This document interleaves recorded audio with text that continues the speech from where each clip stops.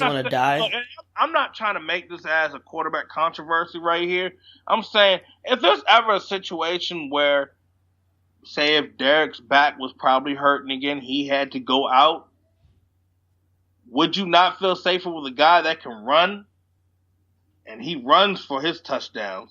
This man had about, nearly 500 yards rushing the last season he ran? The man has 2,000 yards rushing in his career. That's the only thing that matters is productivity. Can he be productive? Can he be more productive, give the Raiders a better chance to win than the other quarterbacks in the room besides Derek Carr? And the answer is yes.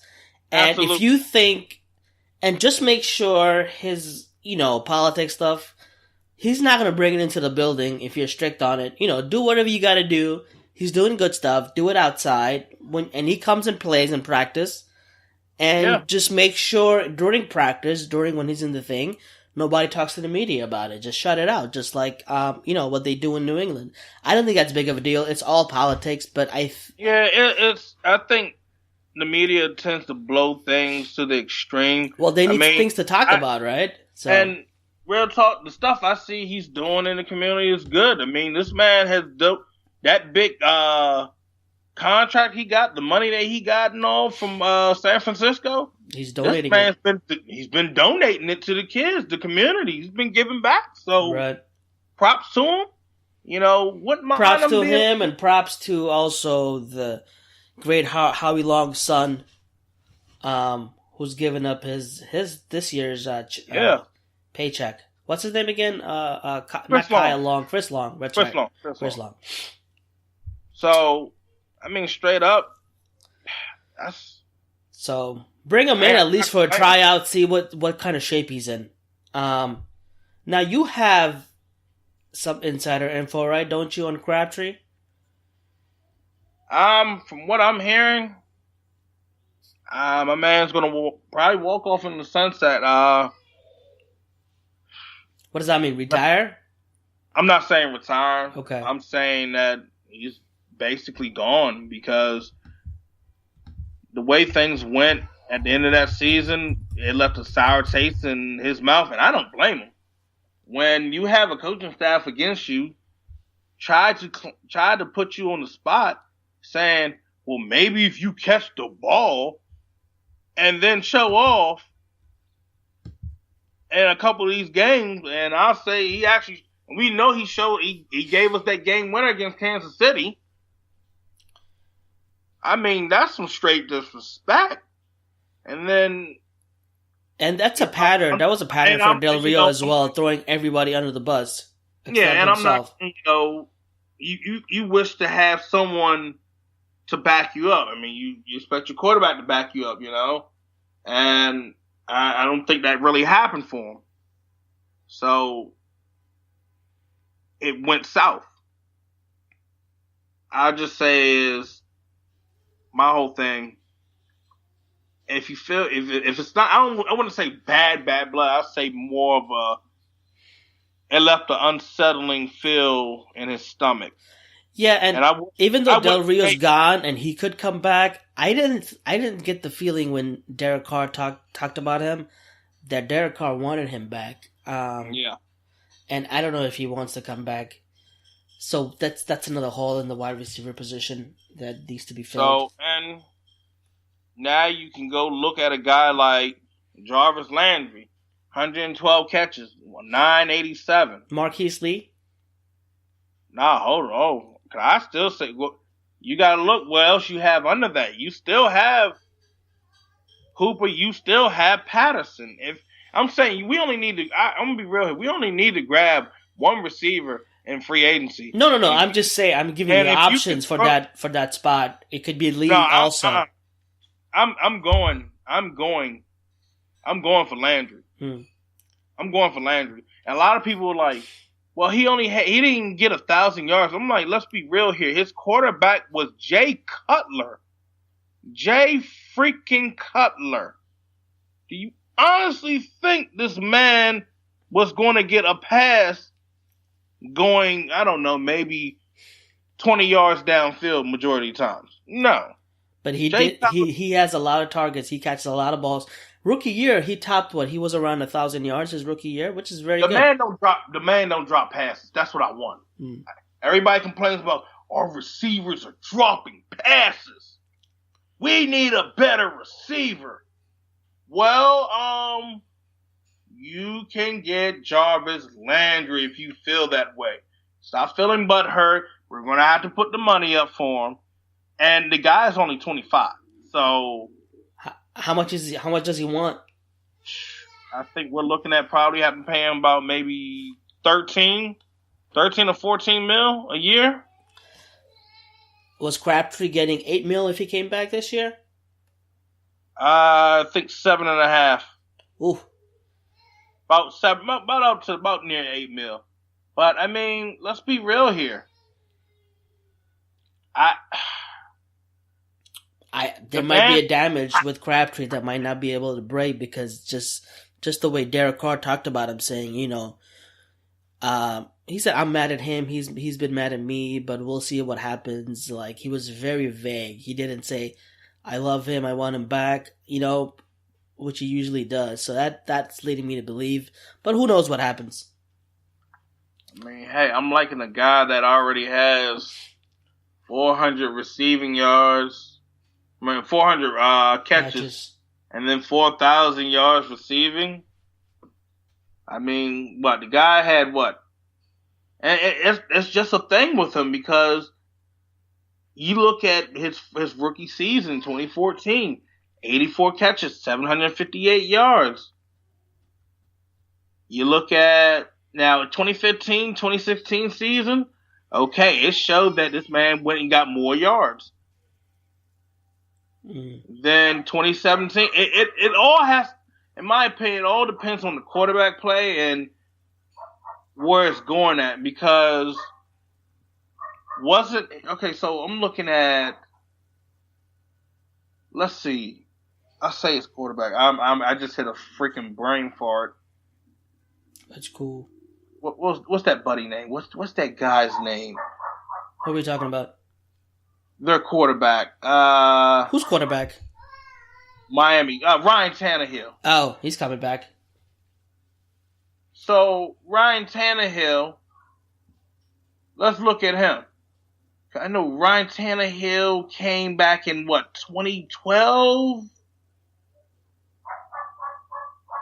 Yeah, Ryan Tannehill was, back in the 2012 draft. And let's look when he had Jarvis Landry that season. Jarvis Landry came in in 2014, right? Yeah, I'm looking at. I'm looking at Ryan Tannehill, what he did in 2014. That tells me a lot on why this man wasn't getting the rock that much. I mean, Ryan Tannehill actually had 4,000 yards passing. Yeah.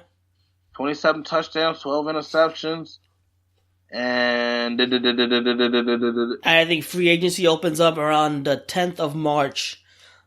Should be exciting times. Right after the combine, we got a lot to cover. We'll start with our big board next week, but we got one thing that's pissing us off, man. We got to talk about it. For some of my old-time Raider fans, Raider Nation in general, I'm just going to go and say it right here. I'm disgusted with this Hall of Fame committee, with them just snubbing Tom Flores.